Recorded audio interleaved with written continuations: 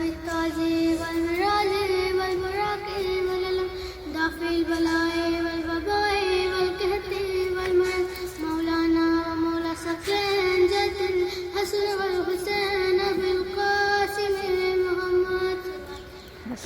أما بعد فقد قال أمير المؤمنين چند لفظوں میں خیبر کا بیان کرنا چاہتی ہوں کہ خیبر کے میدان میں مسلمانوں کی جنگ کافروں کے ساتھ جاری ہے. تجسس کا ایک عالم ہے. 39 روز گزر چکے ہیں. فتح دور دور تک ممکن نہیں کہ اب ہر شخص سوچتا ہے کہ کل علم اس کا ہوگا, خیبر اس کا ہوگا, دو جہاں میں چرچا اس کا ہوگا, مگر مصلحت ابھی باقی ہے. خیبر ابھی منتظر ہے.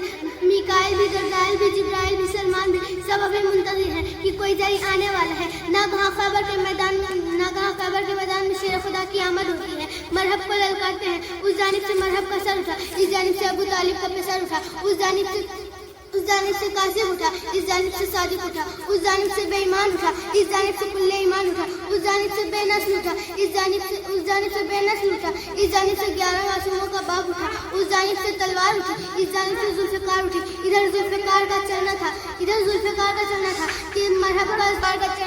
کہ مرحب کا سر چیرتے ہوئے زمین گردینے چیر پھاڑ دیتی ہے. صدا بلند ہوتی ہے. منظر فضائے دہر میں سارا علی کا ہے. 12-13 رجب کو خانہ کعبہ کی دیوار شک ہوتی ہے اور علی کی ولادت کا انتظار کرتی ہے. تو منظر فضائے دہر میں سارا علی کا ہے.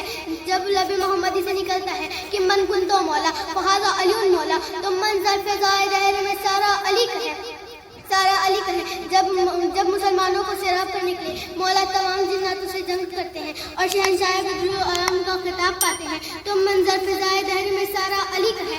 جب احد میں مولا علی کی تلوار ٹوٹتی ہے اور آسمان سے صدا آتی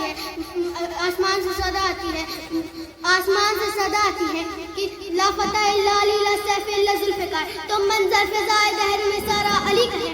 علی کی ولادت خانہ کعبہ سے لے کر مسجد میں شہادت تک, باب مدینۃ العلم سے لے کر سلونے کے خطاب تک, سورہ مومنین کی تلاوت سے لے کر فزت برب الکعبہ تک, دوش نبوت پر سوار ہونے سے لے کر دست رسالت پر بلند ہونے تک, منظر فضائے دہر میں سارا علی کا ہے. یہ نظم تو جہاں کا محور علی علی, کہتے ہیں سارے شاہ پیمبر علی علی, اتری ہے ذوالفقار بھی کہہ کر علی علی, مولا امین نفس پیمبر علی